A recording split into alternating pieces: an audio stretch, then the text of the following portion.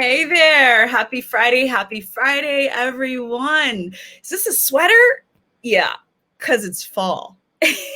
And we are just rolling through with these seasons passing during this incredible time in our history.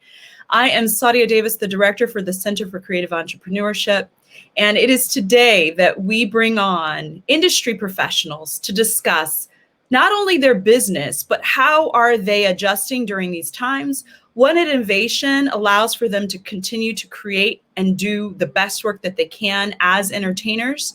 For those of you who are not familiar with us, the Center for Creative Entrepreneurship is the nonprofit arm of 2112, the largest creative co-working space and creative incubator in the world. And what that means is that CCE was developed in order to make sure that individuals, creative entrepreneurs, at the point at which they decide to take their creative talent to create a business, we provide the resources necessary for sustainability, for growth, and for success. We do that globally. So due to this pandemic, a lot of the creative industries halted. Film industry came to a stop. Music industry came from a stop. Theater paused. We can't go inside, right? So how are industries figuring out ways to continue to do the creative work that they do, but in a different way? And what we're all discovering and finding out is that we all had to find our inner producer inside. How do we create magic in this screen in order to bring you the creative work that we do? So today I'm excited that we have not only a conversation with one of the most talented theater companies focused on classical theater, Red Bull Theater, but we also are going to take a moment to speak directly to some musicians who are creating and innovating in their neighborhood. So right now I want to introduce Isaiah Collier and Jeremiah Collier. What's going on? Hey, how you doing? How you doing? I'm doing great. All I can say is you guys were jamming yesterday. So, on this platform, unfortunately, we could not upload this video, but I'm going to try something. I'm just going to play a little bit because normally we would play a little bit in order for people to see and understand and put into context who you are. So give me just a moment, everybody. Check this out.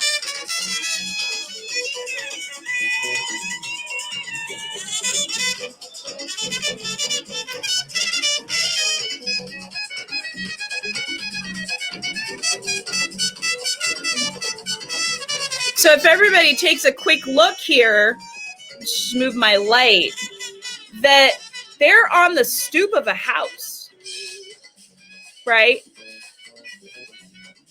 You guys were cutting up. When the screen pulls out, I wanted to show Jeremiah cutting up on those drums. But it was brought to my attention today by our programming manager. Y'all hit 100. I'm sorry. Let me roll that tape back. You guys hit over 1 million views on Facebook, and it was on your playing the drums, Isaiah, that drew that attention. That's Isaiah. So Isaiah, talk to us a little bit about, you guys are performing on your what? That's Jeremiah on drums. That's Jeremiah tearing it up on drums. Talk to us a little bit about the inspiration of bringing live music to your neighborhood. Well, it kind of sparked from me having just the thing is like, man, I just want to play outside one day. And I was like, man, I didn't think it would kind of turn out the way it did. I was just like, man, I put like a tip bucket outside, and I just get a couple of guys together. And we just hang out and play outside in front of the house just to have something, just to do something, because it just wasn't anything to do. And that from that day, it kind of just drew a whole bunch of attention, which kind of just sparked something. I was like, man, I had an idea. So just to keep this going on just every Thursday.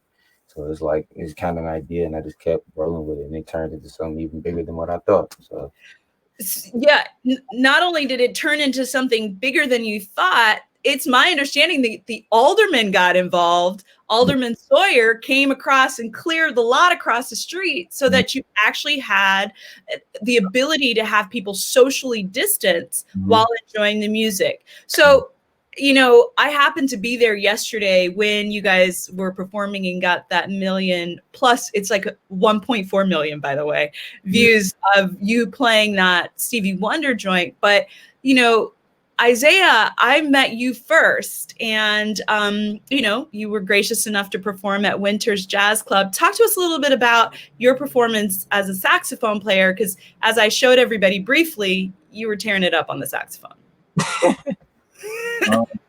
Well, you know, just like Jeremiah, I also curate events. So we both host 2 different sessions. Jeremiah does his on Thursdays, while I do mine on Wednesdays. Out over by Hyde Park, right off 59th and Stony. And then I've just been playing at Andy's Jazz Club every Wednesday since September.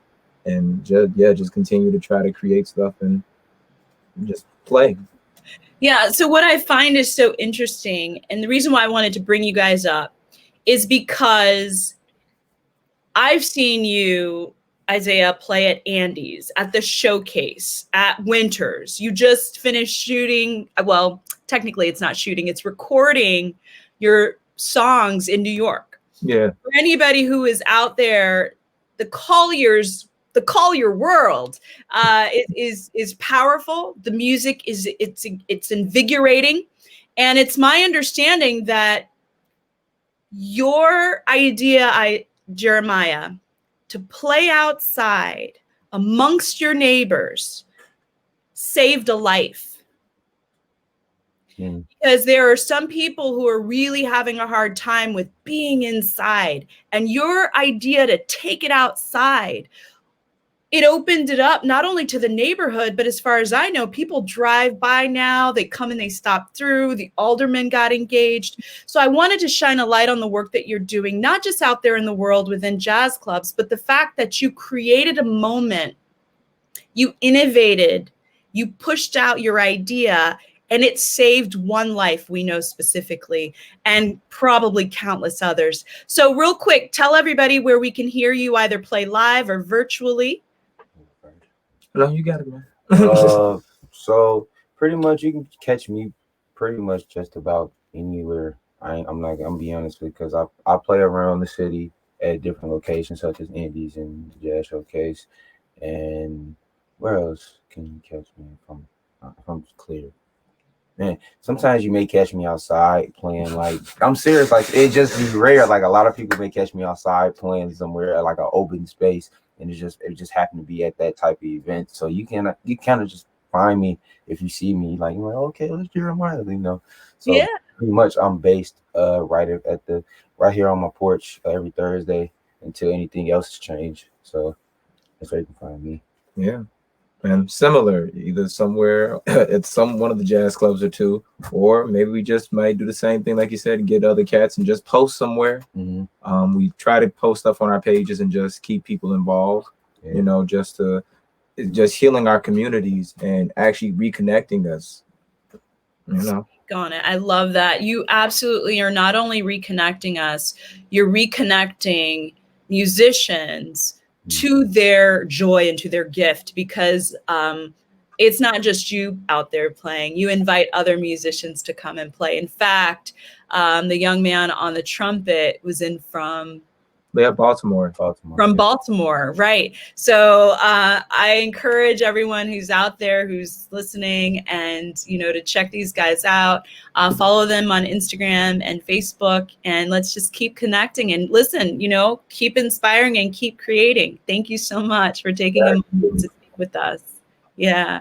So with that, you know, it was one of those timely situations where, you know, not only did they just think about an idea, put it out there, but it creates a venue for other musicians to create. And with 1.4 and probably rising views on Facebook, I can only imagine how that will translate in terms of potential work, right? Please support your local creatives in whatever way that you can when you see them making an effort that's a little different. Now, all that good stuff that being said, about 15 years ago, oh my God, 15 years ago, I was fortunate to perform with the Red Bull Theater Company. And the Red Bull Theater Company is based in New York. And we had this incredible production of the Revengers Tragedy. The Revengers Tragedy actually got picked up for a second week. It was quite successful. We had an incredible run. I think there were about 26 actors. And randomly enough, during this pandemic, I got a call from Jesse Berger, the writer, director, and founder of Red Bull Theater. And he asked if I would come back and play with some of the cast. So although I am now in this really wonderful position of being the director for the Center for Creative Arts and providing resources to our creative community, it's my joy to share with you the talent and, again, the innovation of classical theater. So Jesse Berger and our cast of over 26 individuals recently did an online performance, a reboot, if you will, of that 15-year reunion. And as you can see, all of the cast members on here, some people, Naomi was in Australia. We had Claire in Canada. We had people chiming in on Zoom from all over the world. And thankfully, to the technical team like Nathan, we were able to execute a performance. And one of the beauties of this is that on that first night, there were over 500 views. So today I want to have a conversation with the technical team because we're not on stage right now, right? No one can go into the theater. So how do we continue to inspire and do the work without having the venue that we're used to performing in? So let's talk to Nathan. Hey, Nathan, what's going on? Who are you? Let me show the folks who you are. Yeah, Nathan. I mean, he's been with Red Bull for about 4 years, but he's the producing director of the Revelation Reading Series, as well as an education director of Shakespeare in schools and masterclasses that he offers. He's got a BA in theater from the University of Buffalo, an MFA in classical acting from Bristol Old Vic Theatre in the UK. All that matters. Yeah, no, it's actually, as you can probably see from the short bio, it's actually, I think that's the first time I've ever been referred to as a technical person, which is maybe part of the sort of crazy innovation that we've all had to do over the last 6 months. Yeah. I always took great pride in being a technical Luddite before, well, mid-March, and since then I've had to sort of discover this whole new world. Well, talk to us a little bit about who you are, right? Because these bios say a little bit, but the reality is that you live in your skin. It's always interesting for viewers to understand what got you to this point. Who are you? Tell us a little bit more, because listen, you helped me turn off my alerts today. You know, the technical aspect, we've all had to adjust, but talk a little bit about who you are and what you're most passionate about, Nathan. Absolutely. So I'm an actor turned director primarily. I have always been fascinated in classical theater. I remember reading Shakespeare's canon while sitting on my mom's couch while she worked from home, and I pursued it as an actor for many years before deciding that I was a little bit more interested in the directing side of it and the organizational parts of it. And I got very fortunate through my acting connections, actually, to get an opportunity to intern as a assistant to the director, go get coffee type person for Jesse at a show a number of years back. And since then I've just sort of climbed the ladder to associate artistic director now. But basically I kind of like to think of myself as a theater creator, in that you do what you have to do in order to create art. And that could be anything from mopping a floor to directing a show to figuring out how the heck Zoom works and how, or StreamYard or anything like that, or helping somebody turn their alerts off. So that's the thing that brings me joy, which I guess is maybe the best way of defining who a person is it brings me joy to create art and theater with a special focus on classical. Yeah, well, it's beautiful because we all have to start somewhere. Speaking of which, I've got the Canon right here. There she blows. And wait, let me kick a little dust off of it. Gotta give it another read. There's a lot in there that pertains to today. There's a lot. Oh, I know. There's so much in here. And that's the beauty. You spoke about being an actor. You spoke about climbing the ladder with Jesse, but we've all got to start somewhere. And, the beauty of that ladder and that beauty of, figuring it all out, it's the agility that we are as creatives. And I think as artistics or artistic people, we figure out how to do things in order to survive, but also how to make sure that we can do what we love, right? And that is what brings the joy. So speaking a little bit about the show, let's take a couple of looks at, when we talk about, everybody's been to a play. They've seen theater and the gowns and all of the swords, and with classical theater, all the pomp and circumstance, right? Talk to us a little bit about, as the associate artistic director and with Jesse, the artistic director, what were some of your plans for trying to execute what would normally be on stage? That's a great question. It's actually a pretty complicated artistic question. It forces you to sort of look at something that you've always taken for granted in a different way, which is, what is it about live theater that is unique, that is different from TV and film? Why do people come and pay more to see actors they know less do something live rather than watch a movie at the theaters? And for us, it felt like the live aspect of it is essential. The idea that we are sharing an experience not only with our fellow audience members, but we are sharing an experience with the performers. And we've lost some of that, right, during COVID. The audience has lost the ability to share the experience with other audience members, and the actors have lost the ability to share the experience with the audience.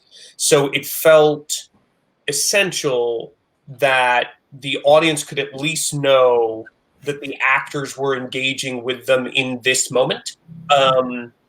And so we gave ourselves this rather complex challenge of trying to make something live, but also trying to make it a performance rather than a reading. It's relatively easy to do a reading on Zoom. It's relatively easy to have a script in front of you and go, hey, we're going to listen to this play together. And that's a wonderful experience. And we're doing a lot of that at Red Bull Theater. But when you start wanting to try to perform live, that's a fascinating challenge. And so we basically, I wish I could say that we had some brilliant plan, but we're also new at it. I mean, Sadia, you talked about agility. We're also new at it, that we're just tossing paint at the wall trying to be as agile as possible. So not only is the whole format new as of 6 months ago, but Zoom is a different animal today than it was 6 months ago, because of course Zoom was just this little video conferencing app Right. that had however many employees, and it exploded Right. this massive operation. And so we had to really adjust on the fly and create, as you saw in that, we used an online broadcasting system to make it look a little more filmed. We sent everybody costumes and props, but it was a constant exploration on how to connect. Its connection seemed like the most essential aspect. Well, I mean, you hit on so many things, and I think one, even though, look, you guys, I happen to participate in this event, right?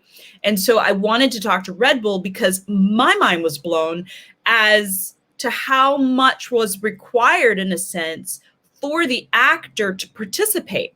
So initially it was a reading. Well, that's cool.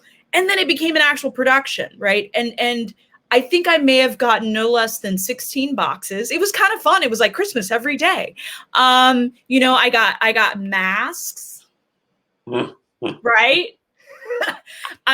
There's some other things when we talk to our fight coordinator and master, when we get to him, I'll show some of the things that came in the mail. But I will say that it occurred to me that I wanted to have you in this conversation because there are theaters right now that are trying to figure it out. And here's the other thing that I found quite interesting is that on the first night, there were over 500 views. Now, it was a fundraiser, so you weren't asking or requiring a paid wall for a ticket, right? It's like normally you go to the theater, you got to pay a little something, right? And when I did the math, I was like, wow, even if it was $20 a ticket, I don't remember how much we charged for our tickets back in 2005.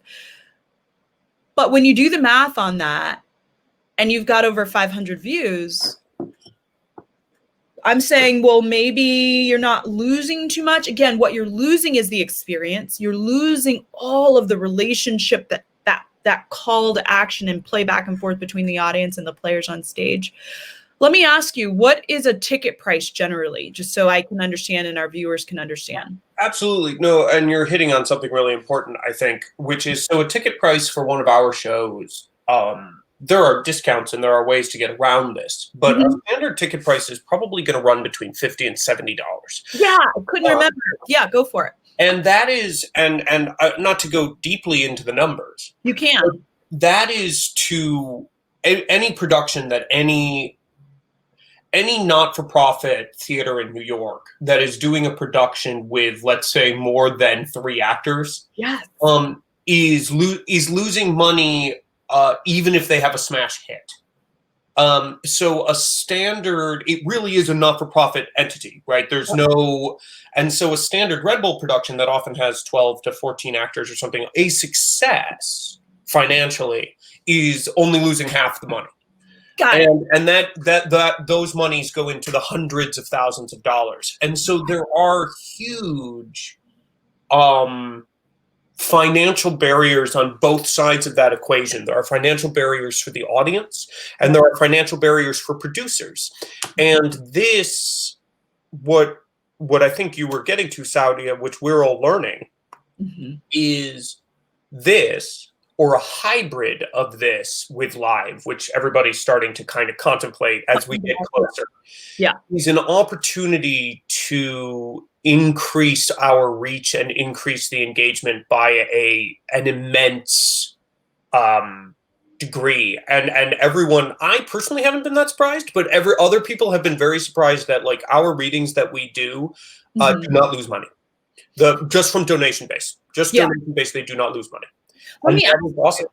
Yeah, the Bleecker Theater, I think that's where we performed. What do you know the capacity of most theaters that you guys are putting up actual stage plays? What is it, a 99? What's the theater capacity? We tend to perform in a 199. Okay. So 200 these are now out of date terms after a recent equity agreement, but for a very long time it had to be under 200 seats and was almost always more than 100 seats, which meant most theaters squeezed that and made it 199. Right. So at 199 times, let's just say, because it's now Zoom, we're at 500 views, or 700, you've doubled. I wanted to check that capacity rate because technically you doubled the viewer ability in that first night. So you hit on a point that I was talking to our programming director about. Here we are, in these roles with these nonprofits where we are creating opportunities for leadership and thought leaders to come to speak to entrepreneurs. That's an event. That's planning an event. Now, because we can't all be in the same space, albeit we're working on, and we have a hybrid opportunity where we have what's called Sling, which captures video content in real time with people performing, and then we're able to stream it live so that we can say, okay, in this COVID situation, Illinois, Chicago, we can have up to 50 individuals in person. The rest we will stream live. So to your point exactly, the sooner venues, whether it's a music venue or theater, are able to start to engage in that way, that's going to really, to your point, open you up to a global opportunity. But here's what I also believe, and I'm excited for everybody, is that it becomes almost like advertising, because once we are okay and we get through this space, you're going to have individuals coming from all over the world who zoomed in and who are like, right now, let's go to Red Bull Theater, right? So I think over time it will increase capacity. I'm hopeful. Yeah, I agree. I think that this something that a small silver lining in this ridiculous flat circle of time that we're in right now is that I think we have banished what I would call a myth of scarcity. There's not a myth of scarcity, there's a myth of ability in terms of when we make the ticket prices super high and when it's location centric and when it's time required and all of those things, then the people who can go and fulfill all that is limited. But actually, the number of people who are interested in watching a classical play that nobody's heard of by an anonymous playwright 400 years ago, the number is actually higher even than 500, because my guess is that's either the Facebook number or the YouTube number, but it's basically was double that on the first night because of that, because you have a whole world who's like, sure, let's see a play about people kissing skulls and poisoning themselves because, that's the world we're in right now. Right. So it's been really nice to see that, which is great. Speaking of which, I've got to give some credit. You guys made a decision to pull back. Our original reading was going to be right around the time of George Floyd's passing. And so you guys were also very careful to really be sensitive to what was going on in the world. And when one looks at the storyline of the Revengers tragedy and all of the chaos and mayhem that's taking place, much like the Bard, holds forth some really insightful and foreshadowing events. So, but speaking of grim, gross, and all that, I think it's a good idea to bring up not only our fight master, but David Brimmer. Red Bull Theater's Revengers tragedy and all of the good things that we've done. David has an incredible, there's so much. Selected Broadway, he's spinning The Awakening, the Lieutenant of, you guys, Grace, Wit, Speed, The Plow. Whoa, he's done a lot. But he's also worked with David Mamet, Sam Shepard, Brandon Jacobs Jenkins, Ethan Cohen, Connor McPherson, Martin McDonough. You guys look up David Brimmer is a fight master, a violence disturber. No, he's a violence designer. Thank you, Claudia. Absolutely.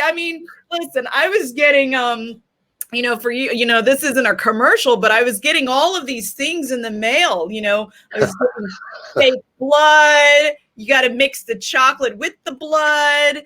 I was like having some ear issues actually. It was right around the time, and I'm like, I asked my mate, I was like, did you send me an ear aspirator? No. Okay, this is part of my props.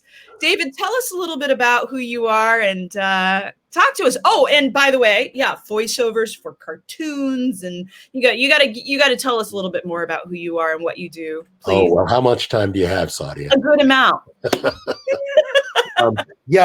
Like Nathan, I started out as an actor. I trained with Stella Adler back in the 70s and 80s. Worked at the Public Theater in a couple productions there, but was also a competitive fencer. I like to tell my students I was a competitive fencer 40 years and 150 pounds ago. But because I did that, people would say, oh, well, you know how to fence, so why don't you work on the fights? And I was choreographing a sequence with a friend, and this is how long ago it was. I was playing Tybalt, and he was playing Mercutio. And I was thrusting at him with the sword. He was supposed to retreat and parry. Instead, he lunged at the same time. And my sword caught him right here on the corner of the eye and kind of pulled it back like that and released. Had it been a quarter of an inch over, it would have been in his eye. And that's where I went, okay, there's a hell of a lot more to doing this than just knowing how to fence.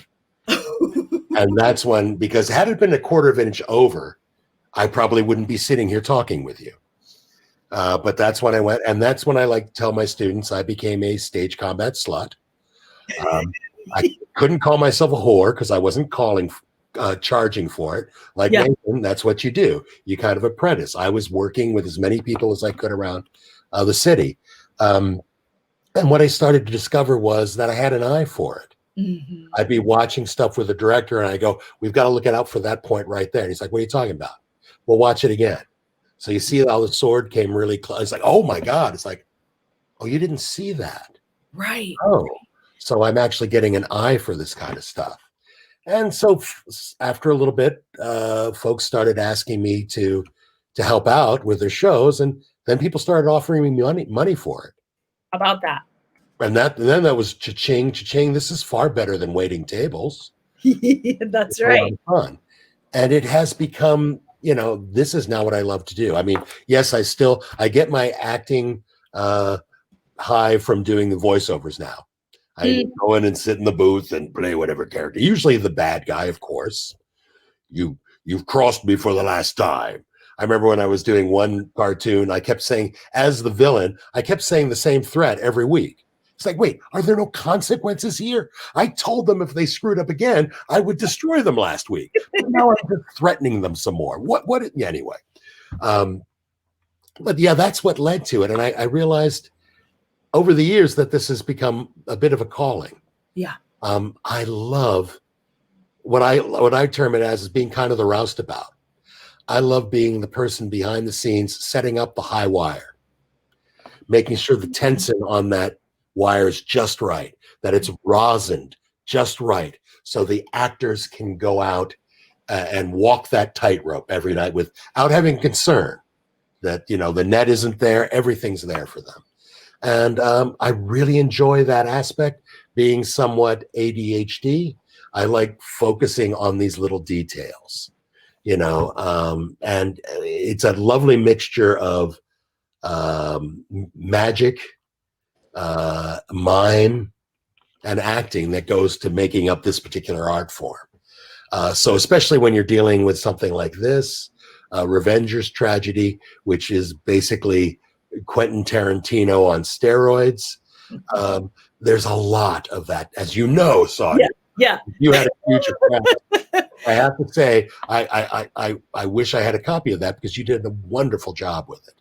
Well, you know what's so funny, I know Nathan was in the background, and you guys are both actors before, right? And as a producer, what I will share is that I was so dropped in that I couldn't remember if I had said my lines because I had to do so many things. So on that note, I want to share a couple of things. Speaking of which, David is referring to the image of me having killed myself.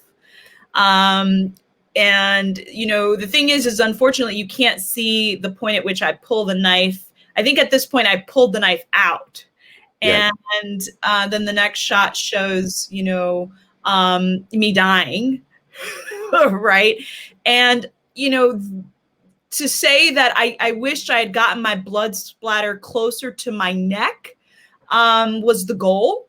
But one of the things that we did in our rehearsal was really working on these technical aspects. And I just for the sake of it, this is the knife that I was working with. And David, you were very careful to make sure that I turned the knife away from me, as I reared back, but it also had to be in frame a certain way so that you could actually see it.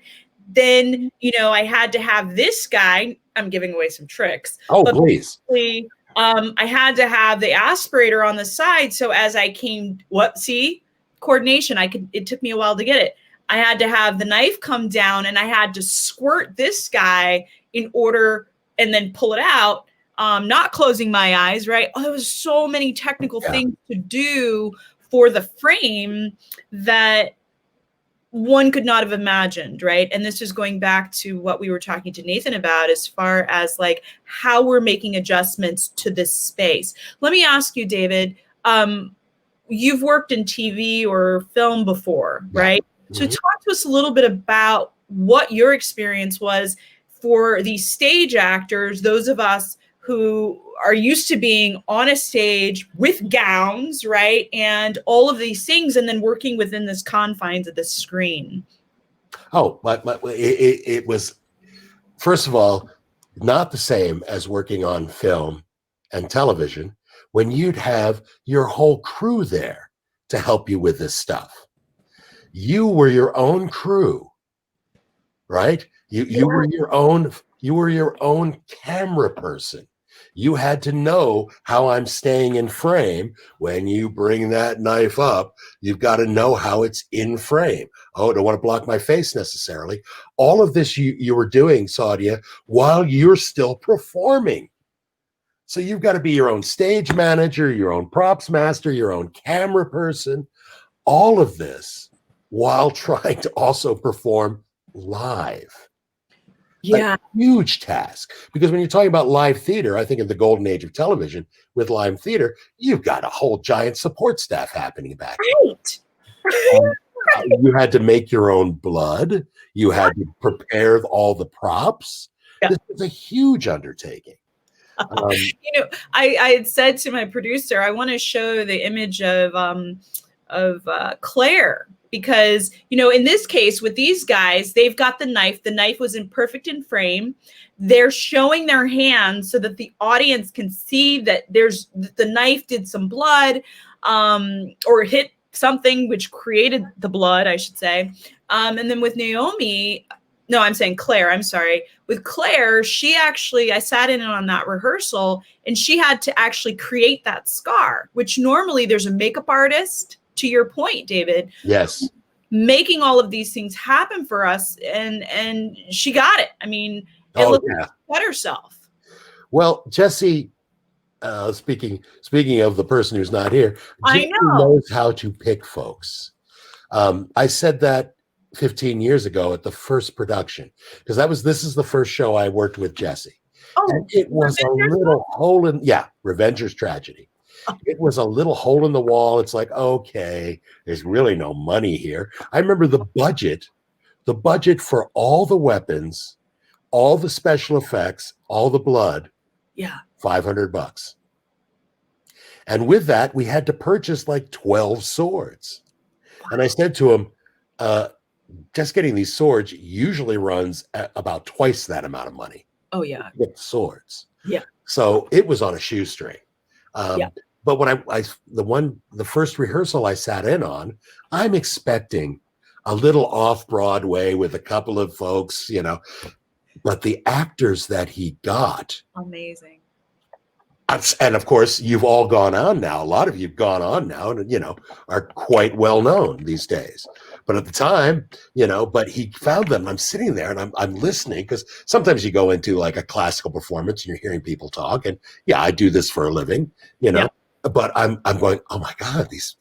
And I looked at him like, how did you get these people? Brilliant. And Jesse just looked back at me and he looked at me and said, well, I got you, didn't I? And I went, oh, okay, good answer. That is true. The man is a showman. He's a producer as well as an artistic director. And he can convince us to jump on board. And he's right. And an incredible writer. I know in the first production I didn't have any lines, but I had a pretty tremendous choreographed dance in the beginning. I don't know if you remember, Jason, actually, I'm going to share this because I think it's important. We have equity and unions that support and protect us, the Actors Equity, AEA, and then for Screen Actors Guild. One of the things I'll bring up to ask Nathan later is, how are the unions working with the fact that we've gone from stage to the screen, but we'll get to that. But here's where I'm going. At the end it was our first run. There was a cross at the end. And I'm speaking to this, David, because, individuals have swords, there's a lot going on. It's, and there's no running. It's a rule. And Jason was barreling down and he butted my head. And I went back, I had a full gown on. I go back. And that night, David, the Public Theater's Oscar Eustace was in town. I was in the audience. A dear friend brought him to see my performance and to meet me. And thank God for Petronia being my mate in the dressing room. I had a knot. forming on my head, and I could not go out to meet him, and it was just a heartbreak. But the point is that your ability to inform the actor, to not only make it realistic, but to provide a sense of safety, is a tremendous asset to whether it's a film production or a theater production. In this case, however, you're not here with us, you know, but you were very careful about, like, watch that. That's a real knife, you know. Yes. Don't do Turn it around, blade away from you. but keep it in frame, come in, you know, you got to like suck in order to cut out, you know, all of the technical aspects were pretty tremendous. And I give thanks to your direction because, again, I was able to do it. I wish that my aspirator and the juices flew up a little higher. Well, we had one actor who, during a rehearsal, really went for it. And I heard about that. Yeah, it was like a blood bomb. It was beautiful. I mean, I wish we had a shot of him when that happened, you know, because it was perfect. But was it my husband? It was Derek. Oh, it was Derek. Oh, yeah. Okay. Yeah. I heard it got all over everything. It was phenomenal. He did it perfectly. But we were just rehearsing it. And, you know, when we were working Saudia, you get a little squeeze to it and we get a little blip. And it's like, oh, no, you got to give it a little harder. So you see it rise a little more, and a little more, you know. So you're getting used to it. He just, it was like a blood bomb went off. Whole, his chest, the whole side of his face, glasses, just completely covered in blood. And it was a great effect. Unfortunately, it destroyed his whole apartment. He had put blood down everywhere. I mean, plastic down everywhere. Yeah. And yet it's still, the way blood happens, it gets everywhere. It gets everywhere. Well, I have to, you know, let the audience know that you guys sent drop cloths. I mean, you literally sent everything. Oh my God, the green screen. Hello, thank you. You know, Nathan, I really appreciate the fact that in order for us to put this production together on our own, to your points, right, that you guys have both mentioned, normally we'd have a full production crew helping us. You guys sent the green screen, the you know, everything that we needed in order to make it happen. I can't even imagine the cost of that, and I don't want to. But the point is that we're having this conversation today because whether it's Looking Glass Theater or Teatro, there are all of these different theater companies, not just in Chicago, but globally, who are trying to figure it out. And one of the beauties that I found about what you did is that you literally provided everything you thought we would need in order to make it happen. I'm going to just do a couple things, right? Like, we had one mask for the back of our head, and we had another mask where our, you know, Tracy, our dance choreographer, was able to create a bit of a dance. In fact, we've got an image of that, you know, where it was a way to provide and show movement, even though we were not on a stage, right? And the fact that it just kind of danced around this idea of having our audience somehow participate, right?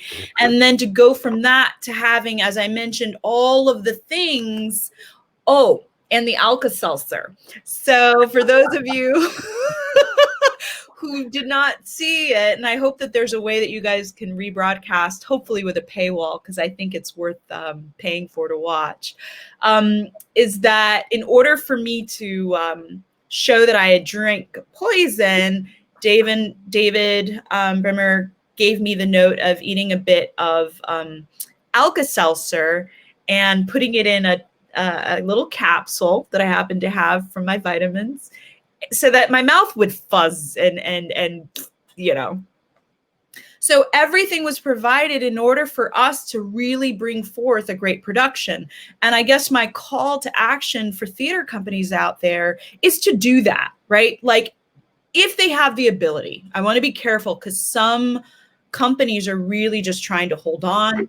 But I would say, and I'm going to ask Nathan, what your thoughts are around, do you do the readings first in order to pull an audience forward? Then do you do a production? What does it look like in terms of actually the process? Is there a process? I know that you said you were putting it together, but I'm wondering if there's a bit of a process that can be shared for others in order to really get the engagement, to keep people engaged, so that when we're able to step back into a theater, you've not lost your audience. What do you think about that?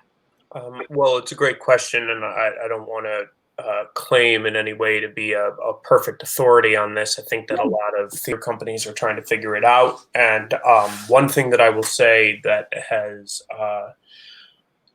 come about thanks to this is theater companies that perhaps maybe never out loud, because in the theater community we're all super friendly to each other in public, but theater companies that perhaps always saw themselves as competitive and were maybe a little bit less willing to just share ideas and thoughts are now, we've realized there's such a bigger enemy right now. There's such a bigger battle to be fought. And so the biggest thing I would say in terms of a process is reach out to me at Red Bull, reach out to any of the theater companies in Chicago who are doing the work. I think right now there's been a really big kind of opening up amongst the community of like, let's band together and figure this out.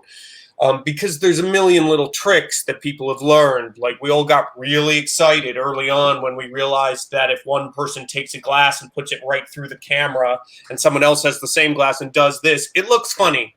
And we all went, oh, that's cool. And we all took it. And we all work together in that way. What I would say is there is not fundamentally an expense wall for producing on this forum. What I mean by that is we spent quite a bit of money on Revengers. We did that on purpose. We did it because it was a benefit reading. It was bigger. It was a real production. It was bigger than our other things. And frankly, it was a bit of a flex almost, I would say. But the best plays, the best pieces of work, the best music, as we saw at the top of the show with those two musicians, it's about the talent. And the theater company's job at the end of the day is to bring together the talent and the audience. And so you can absolutely do a compelling read of a piece of art or performance of a piece of art, if it's not specifically script based, through Zoom. There's uniformity helps so that people aren't distracted. If one person is in a home and another person has a virtual background up, that's confusing. If everybody's in a home, we get it. If everybody's got a virtual background, we get it. But the mix is a little bit of a mess. But what I would say is, never lose track of what matters. And what matters is the talent of the people you're hiring. I've always said as a director that if I try, it's a failing of actors who turn directors, is that we try to make actors do the part the way we would. I was a decent actor.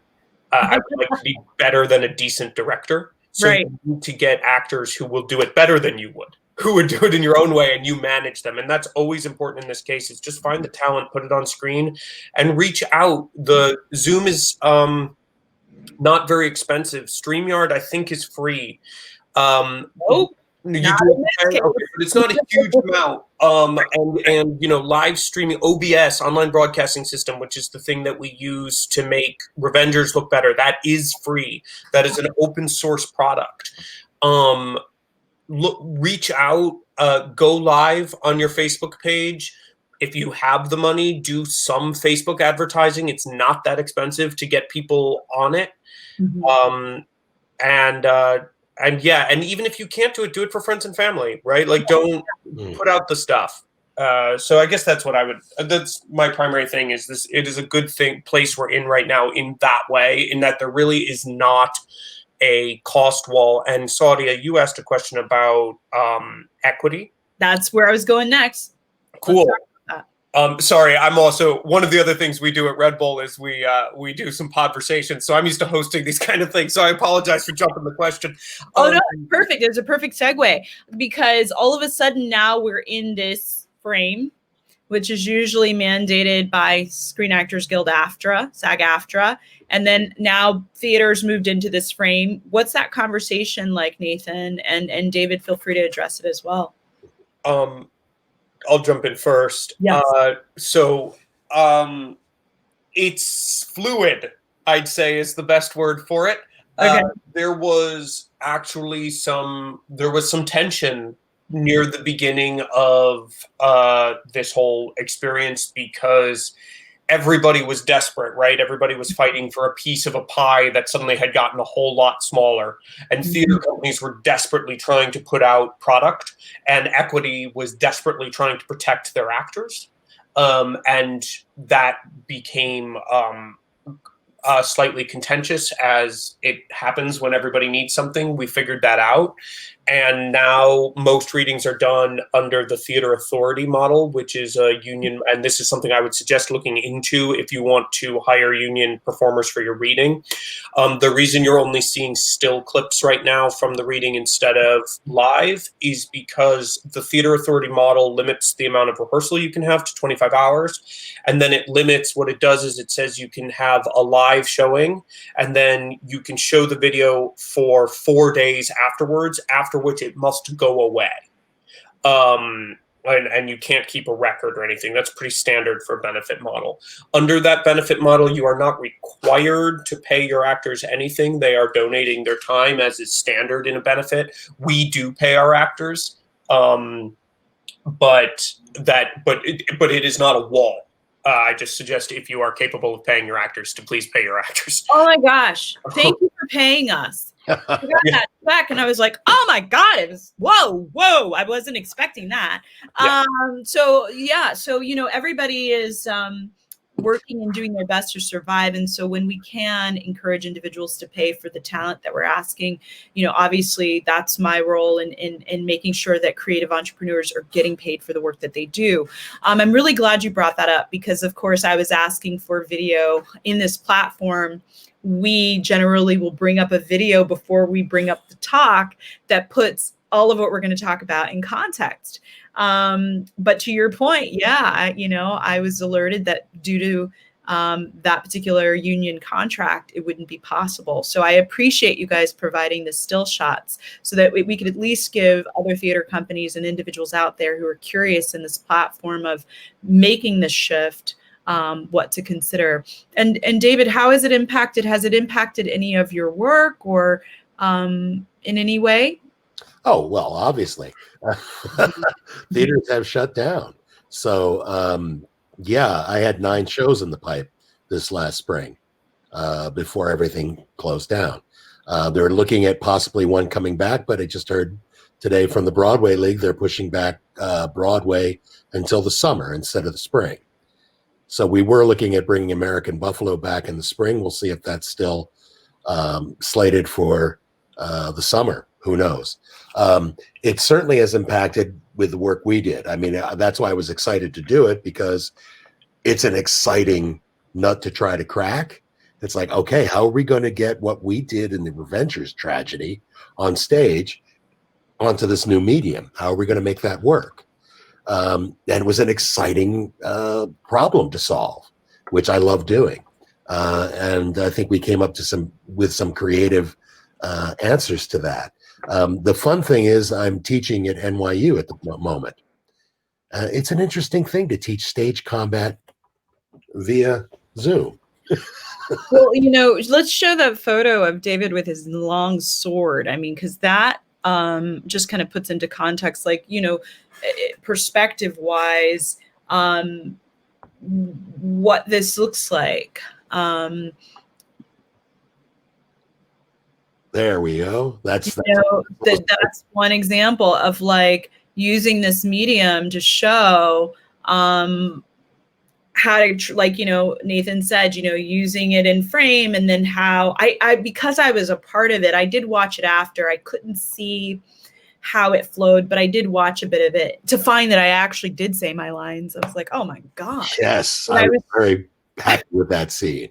Because I wasn't. You can never prepare. It's like, but when you're in it, you're dropped in, you're in the zone, you're in the moment, it flows out naturally. But like there were some, and as you are both classically trained, there are some notes that I wanted to hit with, Flaminio and, whatever, just that I didn't, and the Duke and all of that, because I was just in it. But I would venture to say that I don't know what the other theater companies are doing right now. I will ask for clarification. Nathan, what did you mean by what's the battle to be fought? I want to understand what that is in terms of, is it that there's is it an envy thing amongst theaters? Is it like I can do it, I don't need to ask for help? Could you clarify what you mean by that? You're muted, my brother. Thanks, my man. See, there we go. This is this format. Okay. But I mean, I don't mean anything more than there is in any other professional field of that. We've all spent all of our lives figuring out how to do theater, and we have very strong opinions of how to do theater, and we want to do theater that way. That's why we have our company, and you have your company because you want to do theater that way. And we overlap on the vast majority of things and all of that stuff. So I don't mean anything more than just sort of professional pride, whereas none of us have professional pride about how the heck we do this, because there is none. We all learned it like 6 months ago. We're all figuring it out. I don't mean that there's any like deep-seated grudges or anything in that way. I just more mean that there tends to be professional pride in a way that there is not in this format. So where I've heard more from other theater companies being like, what a cool thing you just did. Can I do that? And we reach out when we see a cool show and we learned OBS from watching we learned to use online broadcasting system from watching another person's reading. So it all goes around. And that, by the way, this is creative entrepreneurs we're talking to. Is that right, Saudia? Yeah, absolutely. Dang is now the time, y'all. Because the world is changing and it's not going back to the way it was. So we're facing a whole new world. We're facing a world of how do we onboard back into live things in hybrid forms? What does live theater look like when we're back? Both financially, fiscally, but also socially and diversity wise and all of this stuff. Like now is the time to be trying new things and exploring new things and doing your thing. So please. And then let me know if you come up with any good ideas and I'll steal it. We're glad to steal them. Exactly, my friend. Yep. I know. And here's the thing that I was saying to my producer. We're all producers at this point, but the fact that we are having to navigate and figure this out is that there's an interesting thing happening that I want to make sure jobs aren't alleviated, right? So I steamed out my cape, but I remembered that there was a wardrobe stylist that steamed out my cape. Like I mentioned before, there were people to paint on our cheeks. And although as individual business owners, we can reduce our cost, it's also keep in mind the importance of keeping jobs readily available for the players in all aspects of these creative industries that we play in. I really want to thank you both so much. My thank you to Jesse Berger, Artistic Director of the Red Bull Theater. We had such an incredible time playing through some of these characters. Thank you, David Brimmer, for being such a guiding light to make sure that we're all safe, even though you show up with a sword and whether it's in person or on screen, you've kept us safe for all of these years. And your voice, I mean, bless your heart. And Nathan, yeah, man, keep climbing that ladder that you spoke about earlier, because I don't know what any of us would have done without the technical aspect that you had to shift into, being a classically trained actor, being a director, and doing all of the good things that you do. So thank you so much for joining us today. I think that this is very beneficial to our other theater companies and how they're learning to navigate the space. Have a great weekend. Thanks. So long, God. Thank you so much, you guys. Hang back, hang tight. Let's talk after. So again, for any of our friends in the theater world, any of individuals who didn't know that instruments in your home, or the fact that maybe you liked fencing or maybe you liked boxing, that there are other ways to start to think about the skills that you have and how you can potentially apply that to a new career in the creative industries, whether that's in theater or whether that's in film. You love music and you happen to make beats along the way. Take it to your community, share beyond the thought of having the great thought, but actually bring it forth and share it, because you just never know a life that you will save. It's really my joy and pleasure to be the director for the Center for Creative Entrepreneurships, because it allows me to amplify your talent, to be able to say, hey, what do you need? This is a business plan in order for you to be successful as a company. In some cases, the individual is the company. David Brimmer, who we just saw, mentioned that his ability to fence provided another work opportunity within the theater world. So start to think about how you can take some of the passions and joys of your heart and put it into business, or how your business can provide work opportunities for others in our creative economy. I'm Sadia Davis. Have a great weekend, and thank you so much for tuning in.